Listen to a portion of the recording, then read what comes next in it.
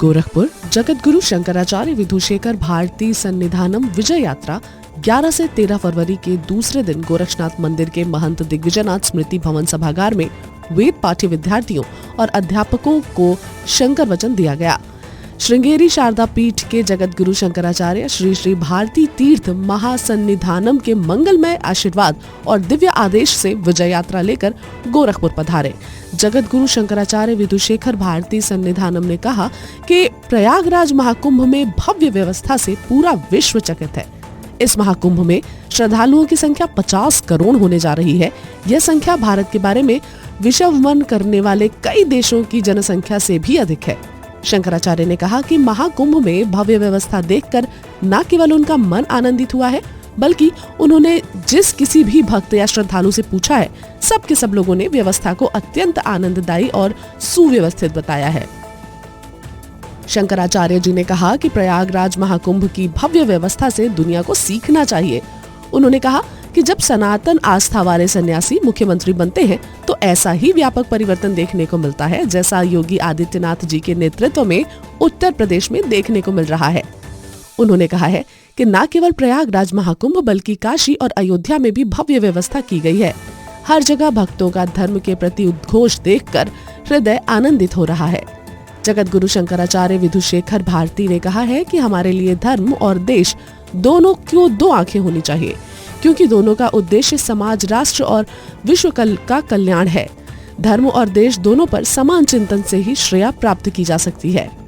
शंकर वचन से पूर्व शंकराचार्य ने श्री गोरक्षनाथ संस्कृत विद्यापीठ के वेद पाठी छात्रों और अध्यापकों को आशीर्वाद प्रसाद स्वरूप श्री आदि शंकराचार्य जी की जीवन कथा व उपदेश की पुस्तिका, उनका प्रतीक विग्रह व वैदिक अंगवस्त्र भेंट किए।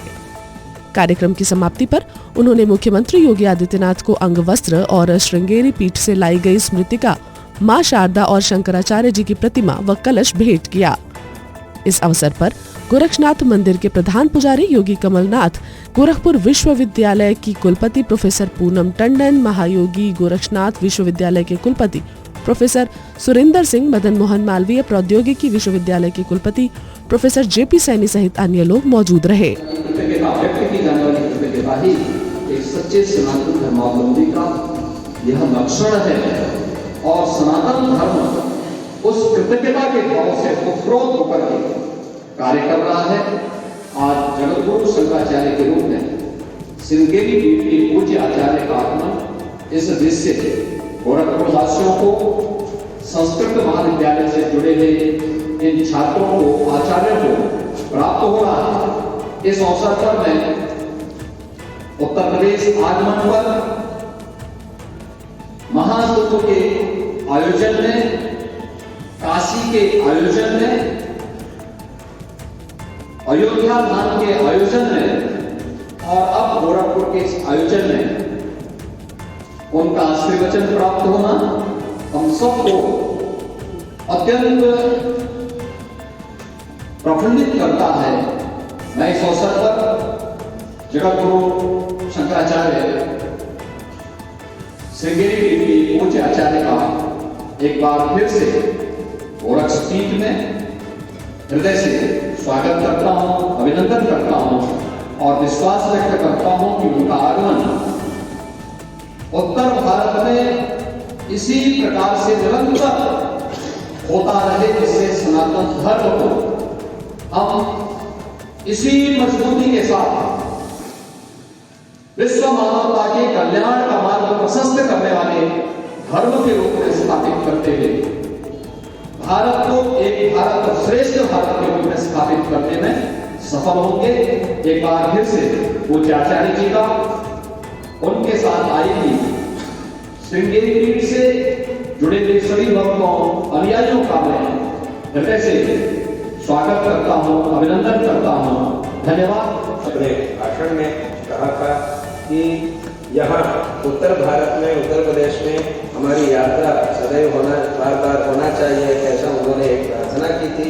वो हमें बहुत ही आनंद हुआ है उस प्रार्थना से और हमारा मन में संकल्प भी आया और यहाँ के आप सबके जो आदर है धर्म के प्रति और इस मेरी शारदा पीठ के विषय में 30 साल होने के बाद भी इतना, क्योंकि ये तो बहुत बड़ा अंतर हो गया है, 3 दशक का अंतर आ चुका है, फिर भी आप लोगों की इस पीठ के प्रति जो श्रद्धा है, जो आदर है और हमारे सनातन धर्म के प्रति जो श्रद्धा है, इससे हमारा मन बहुत बहुत प्रसन्न हुआ है कि उसके द्वारा हमने पहले ही निश्चित कर लिया कि हमें बार बार यहाँ आना है, उनको देखना है और जितना उसमें जाना है उतना ही जाना चाहिए। और विशेष रूप से हमारे धर्म के आचरण में हमें तत्पर रहना चाहिए, क्योंकि लौकिक व्यवहार जो है ये अनिवार्य है, धार्मिक साधना, धार्मिक आचरण जो है ये आवश्यक है, इसके द्वारा हमारा जीवन सार्थक होता है। इसीलिए इस धर्म का आचरण करते हुए इसकी रक्षा करना हर एक व्यक्ति का आद्य कर्तव्य होता है। जब हमसे इस धर्म की रक्षा होने की बात है, ऐसे संदर्भ जब आ जाता है तब स्वयं भगवान अवतार करेंगे, परंतु तब तक इसकी रक्षा करना हर एक व्यक्ति का कर्तव्य है, इसका आचरण करना हर एक व्यक्ति का कर्तव्य है। इसका आचरण करने के लिए, इसकी रक्षा करने के लिए हमें जिस मार्ग की आवश्यकता जब होती है उस संदर्भ में उस मार्ग के अनुसार धर्म की रक्षा करना चाहिए। ऐसा संदेश भी स्वयं भगवान ही अपने अवतारों के द्वारा हमें दे रहे हैं।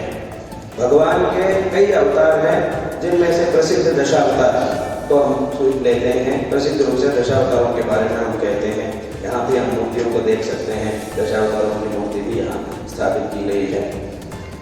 इन मूर्तियों में से, इन अवतारों को अगर अच्छी तरह हम देखेंगे तब इसमें से हमें बहुत बड़ा संदेश मिल रहा है। एक एक संदर्भ में भी इस धर्म की संकट स्थिति एक एक प्रकार से प्राप्त हुई थी। उस संदर्भ में उस स्थिति से धर्म का उद्धार करने के लिए भगवान एक एक प्रकार का शरीर धारण करके हमारे सामने आया। भगवान के जो 10 अवतार है, प्रसिद्ध 10 अवतार जो है, इनमें से हर एक अवतार एक ही तरह का नहीं होता है। इनमें से सभी अवतार एक ही प्रकार के नहीं होते हैं। एक एक अवतार का एक एक विशेष अंश है।